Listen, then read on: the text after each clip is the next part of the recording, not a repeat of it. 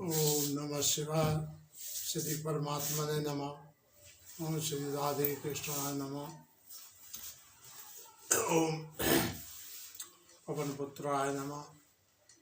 श्री गुरु चरण सरोज रज निज मन मुकुर सुधार। वरणां रघुवर विमल यश जोदायक फल चार। बुद्धिहीन तनु जानिके सुमिरौं पवन कुमार। बल बुद्धि विद्या देहु मोहि हरौ क्लेश विकार। लखन सिया रामचंद्र शंकर हरि ओम। जय जय सिया राम जय जय हनुमान।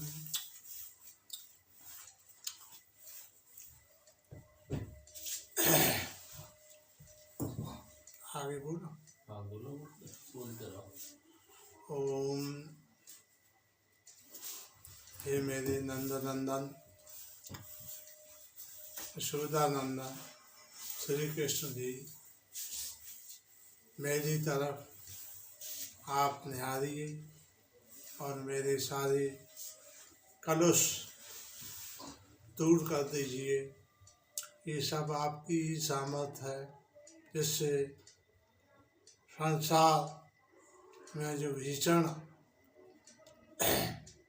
रुद्र रूप छाया हुआ है, इसको आप ही दूर कर सकते हैं और किसी का भी बल नहीं है। मनुष्य तो केवल स्वार्थगामी है और वही आपको शरण दे सकता है जो आप में समाया हुआ है। ओम नमः शिवाय।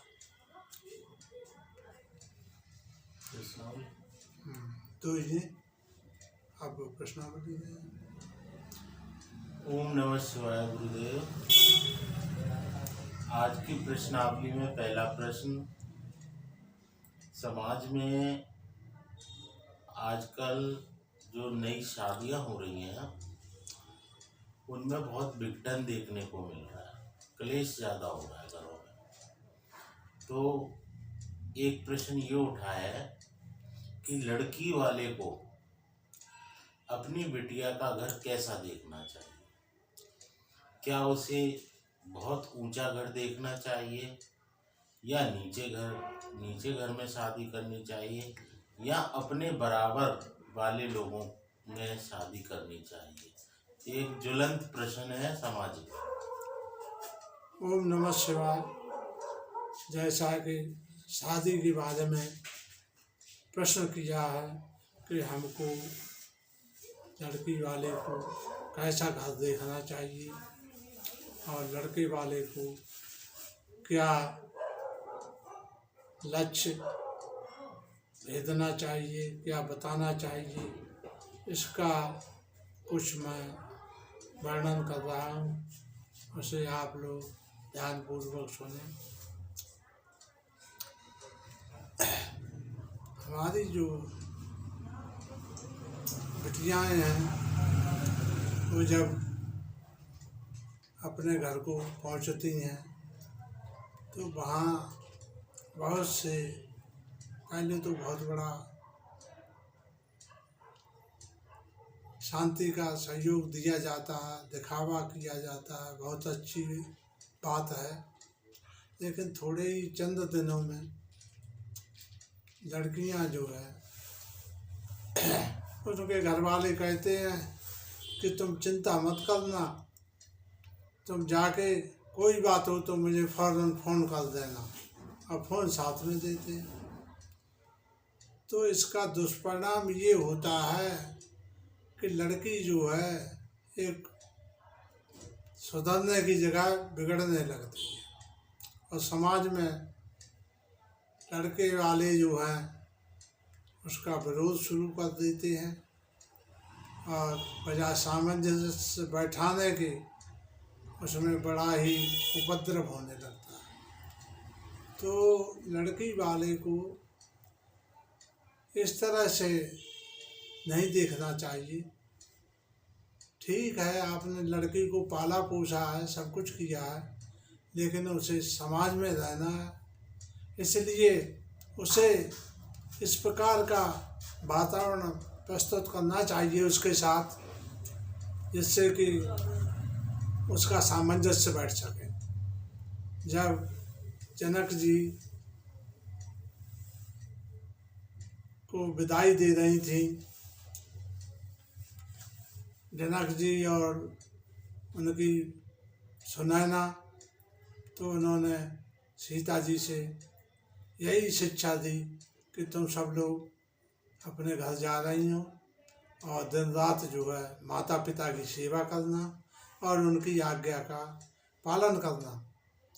तो वही उन्होंने अनुसरण किया, जिसका परिणाम ये रहा कि जब सीता जी वन में रहीं तो महाराज जनक जब लौट के आए वहाँ, उन्होंने देखा तो उन्होंने कहा, पुत्र पवित्र किए कुल दो।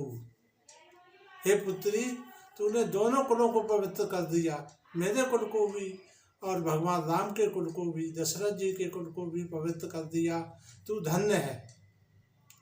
तो हमें ऐसी शिक्षा देनी चाहिए लड़कियों को, जिससे कि जरा भी उफ न उठाएं, ज़्यादा बातें न करें, अपना कार्य अच्छे ढंग से करें, ज़्यादा दिखावा न दिखाएं और ज़्यादा ये दुनिया की बातों में जंजाल में न फंसें।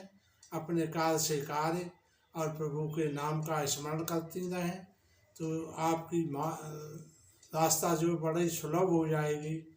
और दूसरा पक्ष जो लड़के का पक्ष है, मैं उससे ये वर्णन करना चाहता हूँ कि वो बड़ा ही सौम्य तरीके से, जैसे राजा दशरथ ने अपनी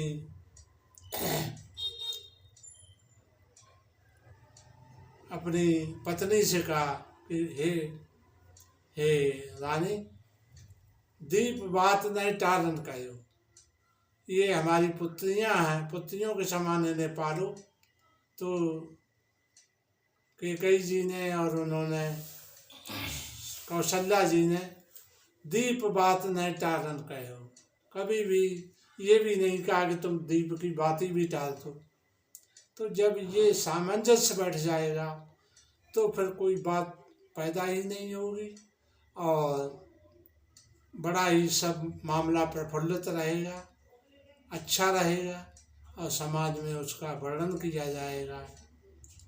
बस मुझे यही 4 बातें कहनी थी। ओम नमः शिवाय। ओम नमः शिवाय। गुरुदेव, आपने बड़ा ही ज्ञानवर्धक मार्गदर्शन किया।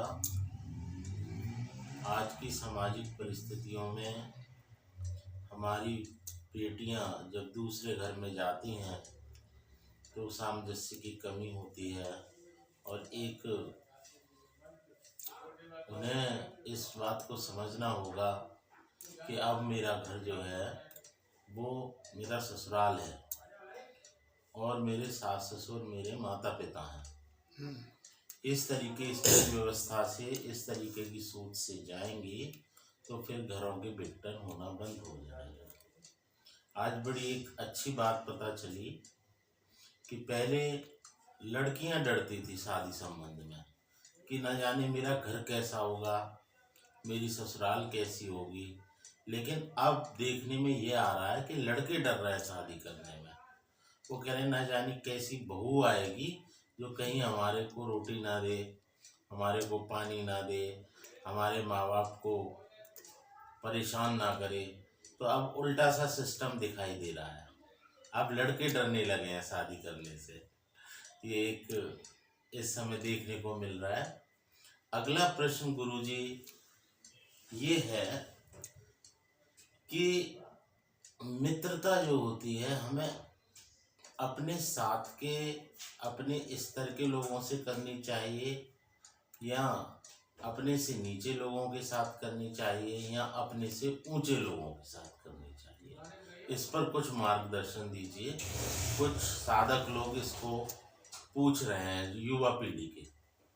जैसा कि मित्रता के बारे में आपने प्रश्न किया है, तो हमारे कहने का भाव ये है इसमें कि मित्रता जो है, जे न मित्र दुख हों दुखारी, तिन्हें विलोकत पातक भारी। मित्रता को देखकर अगर कोई कष्ट होता है किसी को, तो उसको कष्ट को दूर करना चाहिए, उसका जहाँ तक बने वहाँ तक सहयोग करना चाहिए।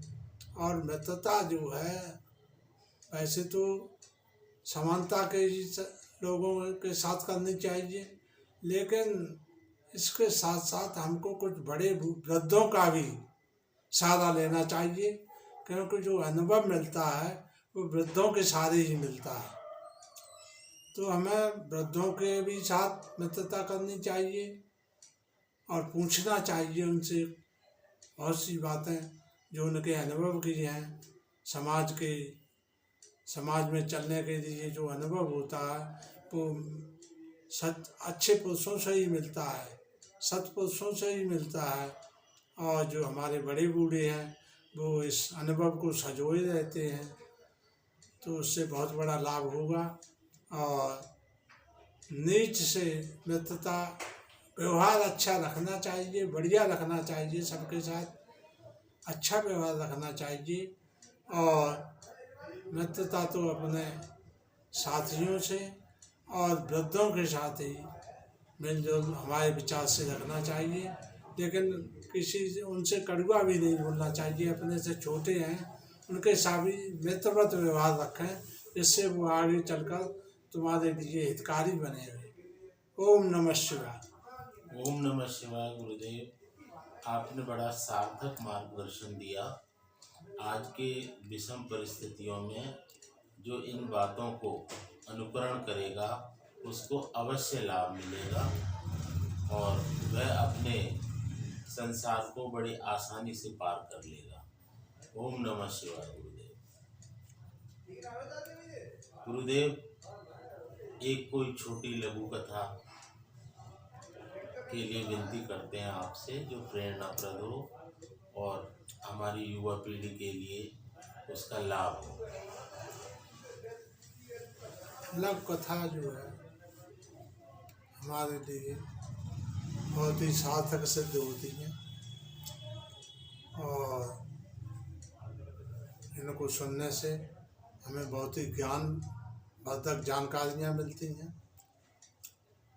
तो इनके लिए हमें एक कहानी सुना रहा हूँ, उसे आप ध्यानपूर्वक सुनें।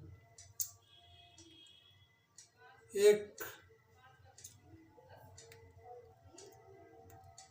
ऐसा व्यक्ति था जो बड़ा बूढ़ा था और उसके लड़के कई एक थे। तो वो आपस में बड़ा लड़ते झगड़ते थे। तो उसने कहा, अरे भाई क्यों लड़ रहे हो, लड़ने से काम नहीं बनेगा तुम्हारा, हम जो कहते हैं उसे ध्यानपूर्वक सुनो। तो उसने एक लकड़ी का गट्ठर लिया और उसको बड़ी रस्सी से अच्छे ढंग से बांध दिया और सब लड़कों को बारी बारी से बुलाया कि तुम इस गट्ठर को तोड़ दो।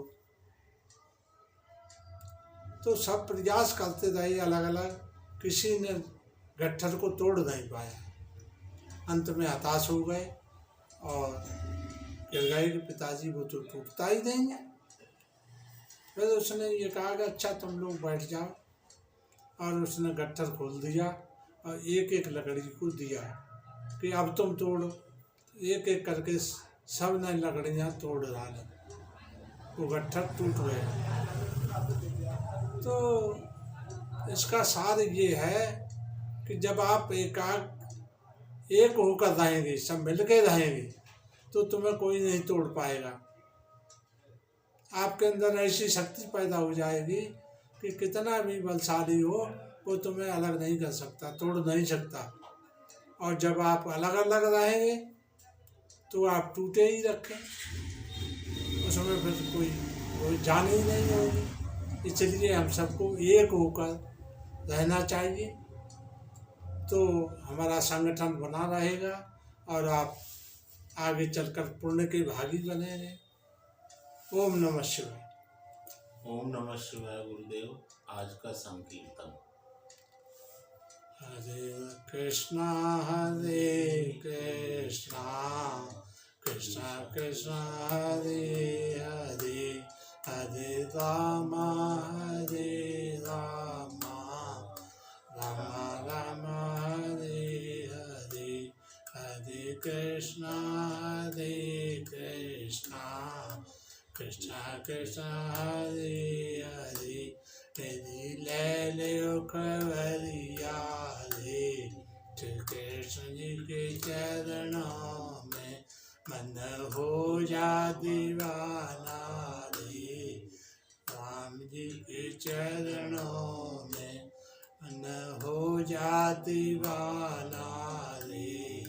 राम जी के चरणों में मेरी लैलो खबरिया रे। कृष्ण जी के चरणों में मन हो जा दीवाना रे। राम जी के चरणों में राम राम राम राम राम राम राम श्री कृष्ण कृष्ण कृष्ण कृष्ण राम राम राम राम राम राम राम कृष्ण कृष्ण कृष्ण कृष्ण कृष्ण कृष्ण हरे राम राम राम हरे हरे हरे कृष्ण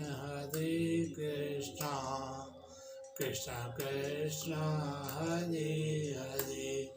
ओम नमः शिवाय। हर हर महादेव। नमः शिवाय।